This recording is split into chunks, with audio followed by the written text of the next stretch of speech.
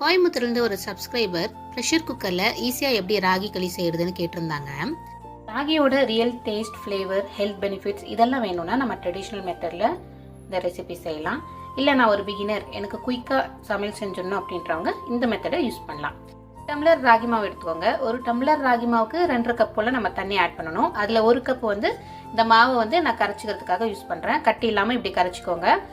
குக்கரில் ஃபிட் ஆகிற மாதிரி ஒரு பாத்திரத்தை எடுத்து மீதி இருக்கிற 1.5 டம்ளர் தண்ணியை இதில் ஆட் பண்ணி நல்லா கொதிக்க வச்சு அப்புறம் கேஸ் ஆஃப் பண்ணிவிட்டு நம்ம கரைச்சி வச்சுருக்கிற கரைசலை இதில் சேர்த்து குக்கருக்குள்ளே தண்ணி ஊற்றி ஒரு ஸ்டாண்ட் வச்சு நம்ம பாத்திரத்தை அதில் வச்சு மூடி போட்டு 3 விசில் வச்சிடணும். ப்ரெஷர் குக்கரில் செய்யும்போது நமக்கு களியோட டெக்ஸ்சர் கொஞ்சம் மாறுபடும், ரொம்ப சாஃப்டாக இருக்கும். இப்போ 3 விசில் வந்தாச்சு. ஒரு கரண்டியில் கொஞ்சமாக நெய் தடவி இந்த மாதிரி நம்ம எடுத்து போட்டோம்னா நமக்கு சாஃப்டான ரொம்ப ஈஸியான ராகி களி ரெடி ஆயிடுச்சு. இதுலேயே உங்களுக்கு ட்ரெடிஷ்னல் மெத்தட் வேணும்னா கமெண்ட் பண்ணுங்கள், நான் ரெசிபி போஸ்ட் பண்ணுறேன்.